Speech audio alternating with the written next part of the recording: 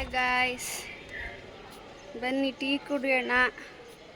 ಇವತ್ತು ಸ್ವಲ್ಪ ಕೆಲಸ ಕೂಡ ಮಾಡ್ಕೊಂಡಿದ್ದೀನಿ.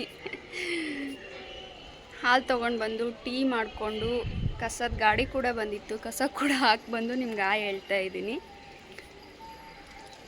ಎಲ್ರದ್ದು ಟೀ ಆಯಿತಾ?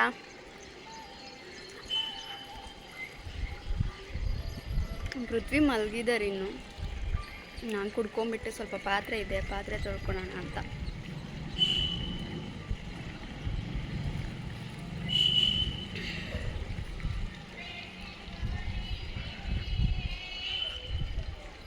ಬೆಳಗ್ಗೆ ತಪ್ಪ ಗಾಳಿ ತಂಪಾಗಿ ಚೆನ್ನಾಗಿದೆಯಪ್ಪ. ಎವಿ ಬಿಸಿಲು ಬರುತ್ತೆ. ಈಗ ಸ್ವಲ್ಪ ಮೋಡ ಫುಲ್ ಮುಚ್ಕೊಂಡಿದೆ, ಬಟ್ ಇನ್ನು ಸ್ವಲ್ಪ ಹೊತ್ತಲ್ಲಿ ಹೆವಿ ಬಿಸಿಲು ಬರುತ್ತೆ.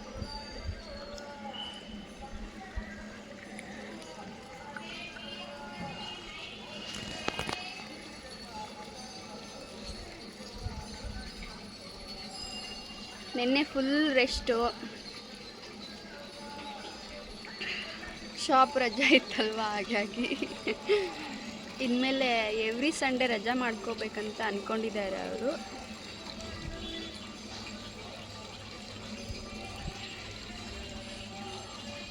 ಒಂದು ವೀಕಲ್ಲಿ ಒಂದು ರಜಾ ಬೇಕಲ್ವ ಅವರಿಗೆ ಪಾಪ.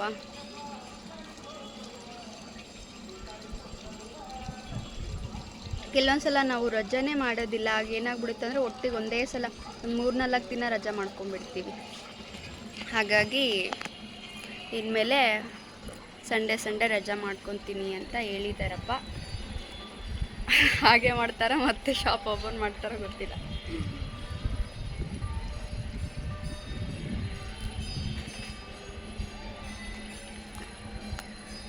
ಬನ್ನಿ, ಟೀ ಖಾಲಿ ಆಯಿತು, ಪಾತ್ರೆ ವಾಷಿಂಗಿಗೆ ಹೋಗೋಣ.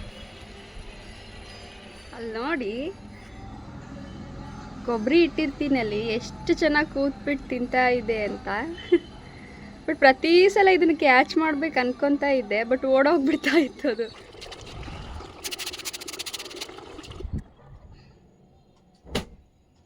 ಪಾತ್ರೆ ವಾಶ್ ಮಾಡ್ಕೊಂಡು ಬರೋದ್ರೊಳಗಡೆ ನಮ್ಮ ಪೃಥ್ವಿ ಒಂದು ಕೆಲಸ ಕಮ್ಮಿ ಮಾಡಿದ್ದಾರೆ ನೋಡಿ. ನಮಗೆ ಬೆಡ್ಶೀಟ್ ಮಡ್ಚಾಕಿದ್ದಾರೆ ಪಾಪ ಅವರು.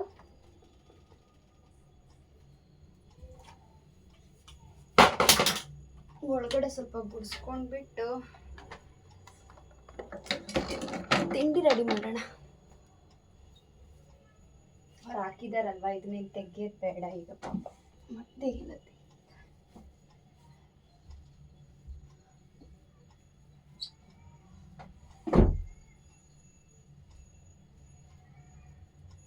ಕೂದಲು ಸ್ವಲ್ಪ ಹಸಿ ಇದೆ, ಅದಕ್ಕೆ ಬಿಟ್ಕೊಂಡಿದ್ದೀನಿ ನೋಡಿ. ಹಿಂಸೆ ಆಗುತ್ತೆ ಕೆಲಸ ಮಾಡುವಾಗ. ಸ್ವಲ್ಪ ಹೊತ್ತು ಬಿಟ್ಕೊಂಡ್ರೆ ಬಿಸಿಲಿದೆ ಅಲ್ವಾ, ಒಣಗುತ್ತೆ ಅಂತ ಆಮೇಲೆ ಕಟ್ಕೋಬೇಕು.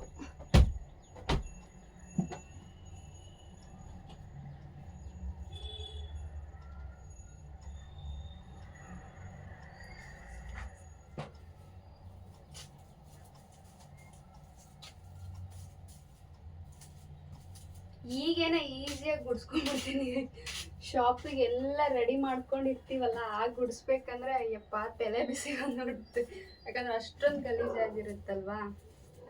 ನೋಡ್ತೀರಲ್ವಾ ಎಂಡಲ್ಲಿ ನೋಡಿ ಎಷ್ಟೊಂದು ಕಸ ಆಗಿರುತ್ತೆ ಮನೆಯಲ್ಲಿ. ಕೋಸಿನ ಸಿಪ್ಪೆ, ವೆಜಿಟೇಬಲ್ಸ್ ಇದು ಎಲ್ಲ ತುಂಬ ಕಟ್ ಮಾಡ್ತಾರಲ್ವಾ, ಆಲ್ಮೋಸ್ಟ್ ಆಗಲೇಬೇಕು ಅಷ್ಟು ಕಸ.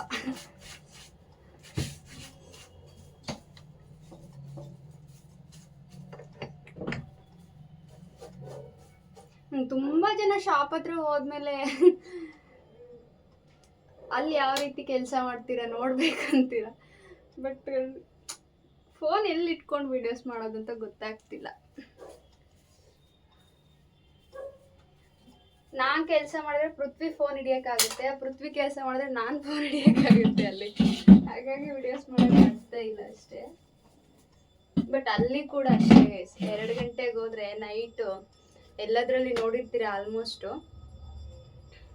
ನೈಟ್ ಟೈಮಿಂಗ್ಸ್ ಹೇಳೋಕ್ಕಾಗಲ್ಲ, ಎಷ್ಟಾಗುತ್ತೆ ಗೊತ್ತಿಲ್ಲ. ಒಟ್ಟು 10 ಗಂಟೆ ಮೇಲೆ 12 ಗಂಟೆ ಒಳಗೆ ನಮ್ಮದು ಟೈಮಿಂಗ್ಸ್ ಆಗೋದು. ಅಂದರೆ ಅಲ್ಲೇದು ಒಂದ್ಸಲ ಮಾಡಬೇಕು ಅಂದರೆ ಅಂತ ಅನ್ಕೊತೀನಿ, ಬಟ್ ಆಪ್ಷನ್ ಇಲ್ಲ, ಏನು ಮಾಡೋದು. ಅಲ್ಲಿ ಹೋದರೆ ಬೇಗ ಬೇಗ ಬೇಗ ಬೇಗ 2 ಗಂಟೆಗೆ ಹೋದ್ರೆ 4 ಗಂಟೆ ರೆಡಿ ಇರಬೇಕು. ಗುರುಕುಲ ಸ್ಕೂಲ್ 4 ಗಂಟೆ 4:15ಗೆ ಬಿಡುತ್ತಲ್ವ, ಅಷ್ಟರೊಳಗೆ ರೆಡಿ ಇರಬೇಕು ನಮ್ಮದು ಒಂದು ಮೈಂಡಲ್ಲಿ ಇರುತ್ತೆ. ಹಾಗಾಗಿ ಬೇಗ ಬೇಗ ಬೇಗ ಬೇಗ ಕೆಲಸ ಮಾಡ್ತಾ ಇರ್ತೀವಿ. ಇಲ್ಲಾಂದರೆ ಸ್ವಲ್ಪ ಅಲ್ಲಿ ಇಲ್ಲಿ ಫೋನ್ ಇಟ್ಕೊಂಡು ವೀಡಿಯೋಸ್ ಮಾಡ್ಬೋದು. ಶಾಪ್ ಹತ್ರ ಆಗಿಡಕ್ಕೆ ಆಗೋದಿಲ್ಲ ಅಲ್ವಾ, ಪ್ಲೇಸು ಸರಿಯಾಗಿರೋದಿಲ್ಲ ಅಲ್ಲಿ. ಹಾಗಾಗಿ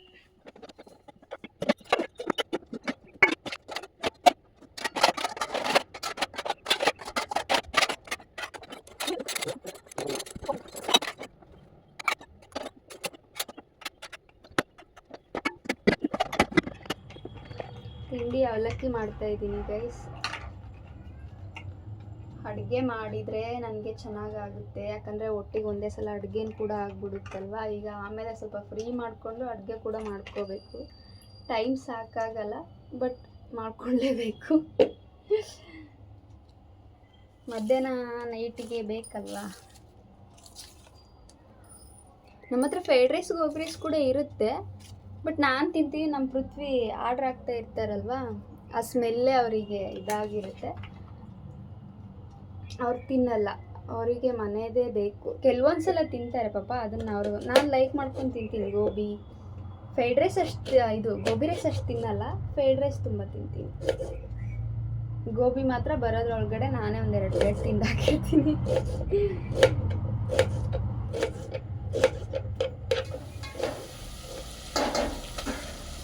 ನನಗೆ ತುಂಬ ಜನ ಕೇಳೋದು ಏನಂದರೆ, ಅಕ್ಕ ನಿಮ್ಮದು ಊರು ಯಾವುದು ಅಂತ. ನಮ್ಮದು ಜಗಳೂರು ಹತ್ರ ಬಂದು ರಜನಟ್ಟಿ ಅಂತ, ಇಲ್ಲೊಂದು ರಜನಟ್ಟಿ ಇದೆ, ಅದಲ್ಲ, ಅದಕ್ಕೆ ಬೈರ್ನಾಯ್ಕನಹಳ್ಳಿ ಅಂತ ಕೂಡ ಹೇಳ್ತಾರೆ. ಮುಷ್ಟೂರಲ್ಲಿ ಕೊಡಗುಡ್ಡ ಕಣ್ಕುಪ್ಪೆ ಅಂತಾರಲ್ವ, ಆ ಸೈಡ್ ಇದೆಯಲ್ವ, ಅದು ರಜನಟ್ಟಿ.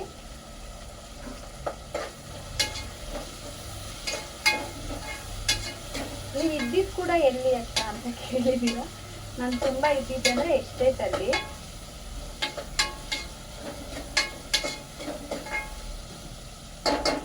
ನಾನು ಅಂದರೆ ನನಗೆ ಅಪ್ಪಾಜಿ ಅಮ್ಮ ಇಲ್ಲ, ಡೆತ್ ಆಗಿದ್ದಾರೆ. ಅಣ್ಣಂದಿರಿಬ್ಬರು ಇದ್ದಾರೆ. ನನಗೆ ಒಂದು 5-6 ವರ್ಷ ಇರ್ಬೋದು, ಹಾಗೆ ಡೆತ್ ಆಗಿರೋದು ನಮ್ಮ ಅಪ್ಪಾಜಿ ನಮ್ಮಮ್ಮ.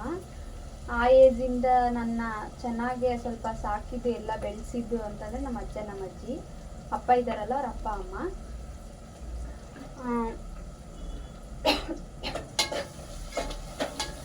ನಮ್ಗೆ ಅವಾಗೆಲ್ಲ ಸ್ಕೂಲಿಗೆ ಅದೆಲ್ಲ ಹೋಗಿಲ್ಲ ಗೈಸ್, ಯಾಕಂದರೆ ಆ ಟೈಮಲ್ಲಿ ನಮ್ಮನ್ನು ನೋಡ್ಕೊಳೋದೇ ಕಷ್ಟ ಆಗಿತ್ತಲ್ವ. ಹಾಗಾಗಿ ಸ್ಕೂಲಿಗೆ ಹೋಗಿಲ್ಲ. ತುಂಬ ಅಂದರೆ ನಮ್ಮ ಅಪ್ಪಾಜಿ ನಮ್ಮಮ್ಮ ಸ್ಟಾರ್ಟಿಂಗಿಂದನೂ ನಮಗೆ ತುಂಬ ಜಾಸ್ತಿ ಎಸ್ಟೇಟಿಗೆ ಕರ್ಕೊಂಡು ಹೋಗ್ತಾ ಇದ್ದಿದ್ದು. ಅಲ್ಲೇ ಕೆಲಸನೇ ನನಗೆ ತುಂಬ ಚೆನ್ನಾಗಿ ಅಡ್ಜಸ್ಟ್ ಆಗಿದ್ದು. ಹಾಗಾಗಿ ಅಪ್ಪಾಜಿ ಅಮ್ಮ ಡೆತ್ ಆದಮೇಲೆ ಎಸ್ಟೇಟಿಗೆ ಹೋಗ್ತಾ ಇದ್ವಿ ನಾನು, ನಮ್ಮ ಚಿಕ್ಕಣ್ಣ. ನಮ್ಮ ದೊಡ್ಡಣ್ಣನ ನಮ್ಮಮ್ಮ ಇದ್ದಾರಲ್ಲ, ಅವ್ರು ತೋರ್ ಮನೇಲಿ ಕರ್ಕೊಂಡು ಹೋಗ್ಬಿಟ್ರು. ನಮ್ಮನ್ನು ಕೂಡ ಕರೆದ್ರು, ಬಟ್ ನಾವು ಹೋಗಿರಲಿಲ್ಲ. ಆಗ ನಮ್ಮ ಅಜ್ಜ ನಮ್ಮ ಅಜ್ಜಿ ಹತ್ರನೇ ಇದ್ದಿದ್ದು. ನಂದು ನನ್ನ ಲೈಫ್ ಸ್ಟೋರಿ ಹೇಳ್ಬೇಕಂದ್ರೆ, ನಾನು ನೋಡ್ತಾ ಇದ್ದೀರಲ್ವ, ಈಗಲ್ಲ, ತುಂಬ ಸ್ಟ್ರಗಲ್ ಪಟ್ಟಿದ್ದೀನಿ. ಬಟ್ ನೋಡಿದ್ರೆ ಆಗ ಅನ್ಸೋದಿಲ್ಲ ಅಷ್ಟೇ. ಆ ನಂತರ ಸ್ವಲ್ಪ ಅಜ್ಜ ಅಜ್ಜಿ ಸ್ವಲ್ಪ ವಯಸ್ಸಾಯ್ತಲ್ವ, ಎಸ್ಟೇಟಿಂದ ನಂತರ ಬಂದ ತಕ್ಷಣ ಇದ್ದಿದ್ದು ನಮ್ಮ ಅಕ್ಕರ ಮನೆಯಲ್ಲಿ. ನಮ್ಮ ದೊಡ್ಡಣ್ಣ ಕರ್ಕೊಂಡು ಹೋಗಿದ್ರಲ್ಲ, ಆ ಮಾವರ ಮನೇಲಿ ಇದ್ದಿದ್ದು. ಅವರು ಕೂಡ ನನ್ನ ತುಂಬ ಚೆನ್ನಾಗಿ ನೋಡ್ಕೊಂಡಿದ್ದಾರೆ. ಬಟ್ ಈಗ ಹೋಗೋಕ್ಕಾಗ್ತಿಲ್ಲ. ನೆಕ್ಸ್ಟ್ ಟೈಮ್ ಹೋದರೆ ಖಂಡಿತ ವೀಡಿಯೋಸ್ ಮಾಡ್ತೀನಿ. ಕರಿತಾ ಇರ್ತಾರೆ, ಬಟ್ ನಂಗೆ ಹೋಗೋಕ್ಕೆ ನೀವೇ ನೋಡ್ತಿದ್ದೀರಲ್ವ ಎಷ್ಟೊಂದು ಪ್ರಾಬ್ಲಮ್ಸ್ ಇದೆ, ಇದ್ರ ಮಧ್ಯೆ ಹೋಗೋಕ್ಕಾಗ್ತಾ ಇಲ್ಲ ಅಷ್ಟೇ. ನಾನು ತುಂಬ ಇದ್ದಿದ್ದು ಅಂದರೆ ಎಸ್ಟೇಟಲ್ಲೇ ಗೈಸ್. ನಾನು ನಮ್ಮ ಚಿಕ್ಕಣ್ಣ ತುಂಬ ಅಲ್ಲಿ ಇದ್ದಿದ್ದು. ನಾವು ಮದುವೆ ಆದಮೇಲೆ ನಂತರ ನಮ್ಮ ಪೃಥ್ವಿಗೆ ಕೂಡ 1 ವರ್ಷ ಕರ್ಕೊಂಡು ಹೋಗಿದ್ದೆ ಅಲ್ಲಿಗೆ. ನಮ್ಮ ಪೃಥ್ವಿಗೆ ಅಡ್ಜಸ್ಟ್ ಆಗಲಿಲ್ಲ.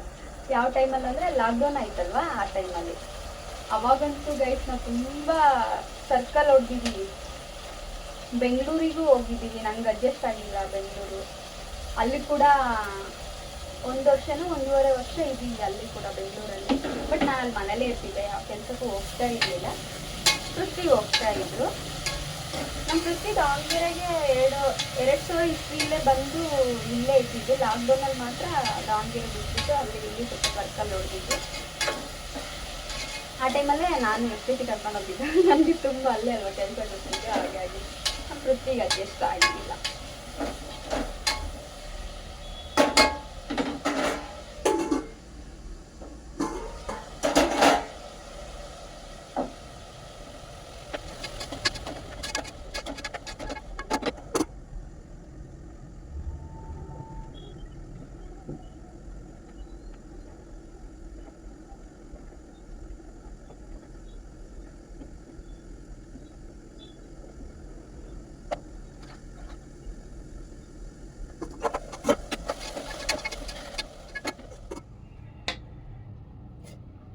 ಅವಲಕ್ಕಿ ರೆಡಿ ಆಗಿದೆ ಗೈಸ್. ನಮ್ಮ ಪೃಥ್ವಿ ರೇಷನ್ಗೆ ಹೋಗಿದ್ದಾರೆ, ಬಂದಮೇಲೆ ತಿಂದ್ರೆ ಆಯಿತು ಅಂತ ಅಷ್ಟರೊಳಗೆ ಶುಂಠಿ ಕಟ್ ಮಾಡ್ಕೊಂಡ್ಬಿಡ್ತೀನಿ. ಕಟ್ ಮಾಡಿ ನೀರಿಗೆ ಹಾಕಿದರೆ ಚೆನ್ನಾಗಿ ನೆನ್ಕೊಳುತ್ತಲ್ವಾ, ತೊಳೆದಾಗ ನೀಟಾಗಿ ಮಣ್ಣು ಬಿಡುತ್ತೆ, ಸ್ವಲ್ಪ ಸ್ವಲ್ಪ ಇರುತ್ತೆ ಮಣ್ಣು.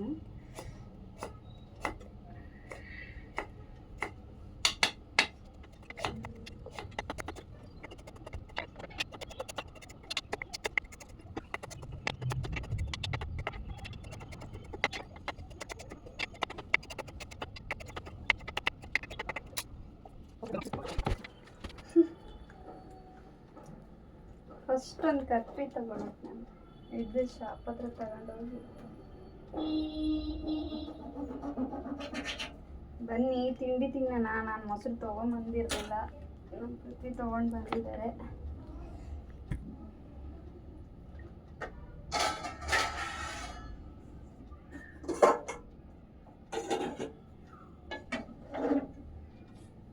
ಪೃಥ್ವಿದು ಏನು ಟೈಮಿಂಗ್ಸ್ ಅಂದರೆ, ನಂದು ತಿಂಡಿ ಕೂಡ ರೆಡಿ ಆಗಿದೆ, ಬಂದ ತಕ್ಷಣ ತಿಂಡಿ ಕೇಳ್ತಾ ಇದ್ದಾರೆ.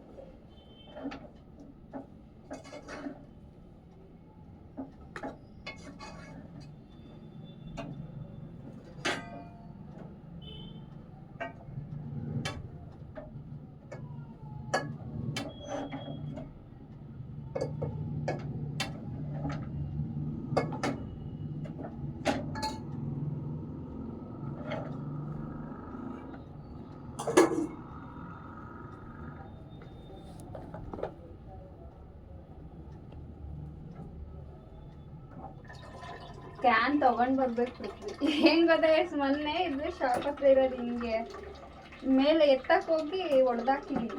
ಈಗ ಸದ್ಯಕ್ಕಿದೆ, ನೀರು ಖಾಲಿ ಆಯ್ತಂದ್ರೆ ಗುದ್ರಿಗೆ ಹೋಗುತ್ತೆ ಅದು. ಮೇಲಷ್ಟೇ ಹೋಗಿದೆ, ಬಿಸಿಲಿಗೆ ಫುಲ್ಲು ಡ್ರೈ ಆಗಿ ಆಗಿ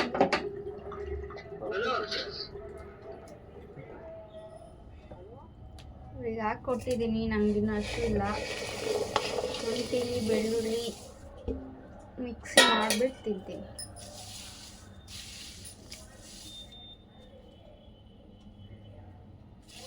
ಇದಕ್ಕೇನಾರು ಒಂದು ಐಡಿಯಾ ಕೊಡಿ ಗೈಸ್, ಡೈಲಿ ಚೆಚ್ಚಕ್ಕಾಗಲ್ಲ. ನಮ್ಮ ಪೃಥ್ವಿಗೆ ಐಡಿಯಾ ಇದೆ, ಬಟ್ ಕಟ್ ಮಾಡಿ ಕಾರ್ನ್ಫ್ಲವರ್ ಹಾಕಿ ಉಜ್ಜಿದ್ರೆ ಸಿಪ್ಪೆ ಬೀಳುತ್ತೆ. ಅವ್ರಿಗೂ ಕೆಲಸ ತುಂಬ ಇರುತ್ತಲ್ವ, ಅದಕ್ಕೆ ಕಟ್ ಮಾಡೋದಿಲ್ಲ ಅವರು.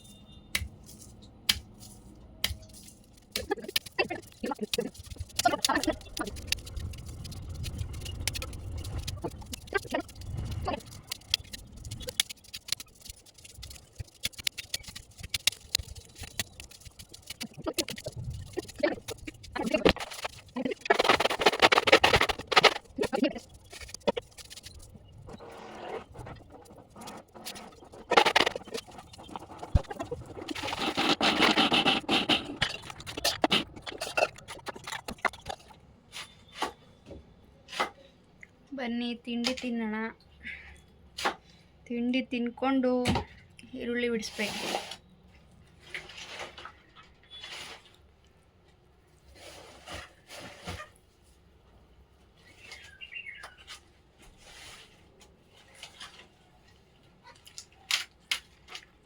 ಎಲ್ಲ ಕಟ್ಟಿಂಗ್ ಕೆಲಸ ನಡೀತಾ ಇದೆ, ಹಂಗಾಗಿ ಮೇಲೆ ಕೂತ್ಕೊಂಡು ತಿಂಡಿ ತಿಂತಾ ಇದ್ದೀನಿ.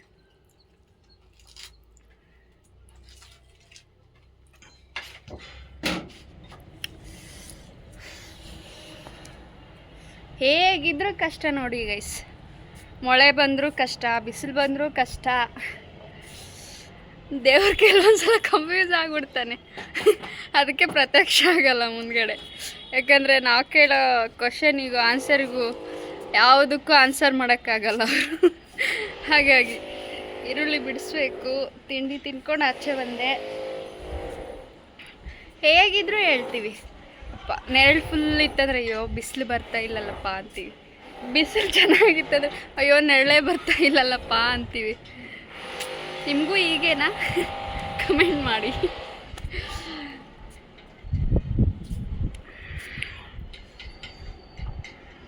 ಈರುಳ್ಳಿ ಬಿಡಿಸ್ಬೇಕು, ಬನ್ನಿ.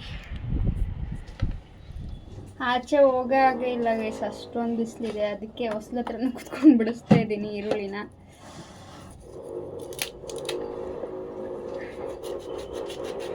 ಇವತ್ತು ಈರುಳ್ಳಿ ಇಲ್ಲೇ ವಾಶ್ ಮಾಡ್ಕೊಂಡು ಹೋಗ್ತೀನಿ, ತುಂಬ ಕಪ್ಪು ಇದೆ ಹಾಗಾಗಿ. ಸ್ವಲ್ಪ ಬಿಡಿಸ್ಕೊಂಡು ಹೋಗ್ತೀನಿ.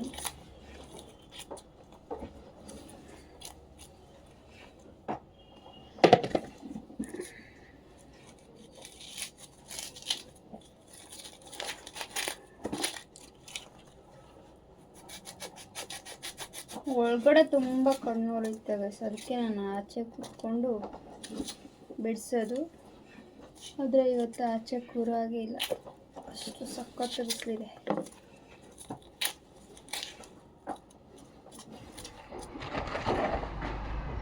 ಪ್ರತಿ ಸಲನೂ ಶಾಪ್ ಹತ್ರನೇ ತೊಳ್ಕೊತಾ ಇದ್ದಿದ್ದು ನಾನು.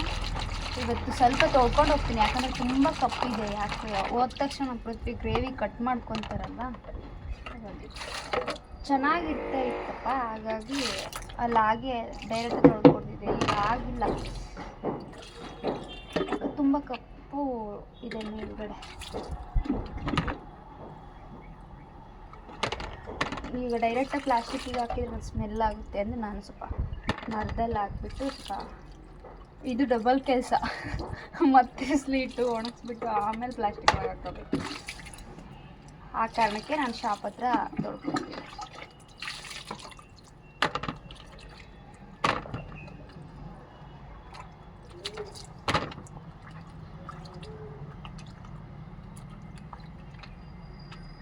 ಸ್ವಲ್ಪ ಗೊಜ್ಜು ತೆಗ್ದಿದ್ದೀನಿ, ಅದಕ್ಕೆ ಒಂದು ವಿಜಿಲ್ ಕೂಗಿಸ್ಬಿಡ್ತೀನಿ. ಚಿತ್ರಾನ್ನ ಮಾಡ್ಕೊಂಬಿಡೋಣ ಅಂತ.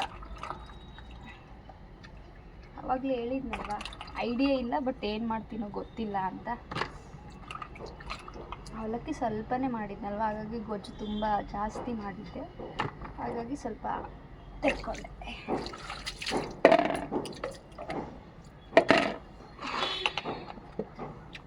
ಇನ್ನೂ ಸ್ವಲ್ಪ ಇಟ್ಕೊಂಡಿದ್ದೀನಿ, ಶಾಪ್ ಹತ್ರ ಬಿಡಿಸ್ಕೊತೀನಿ.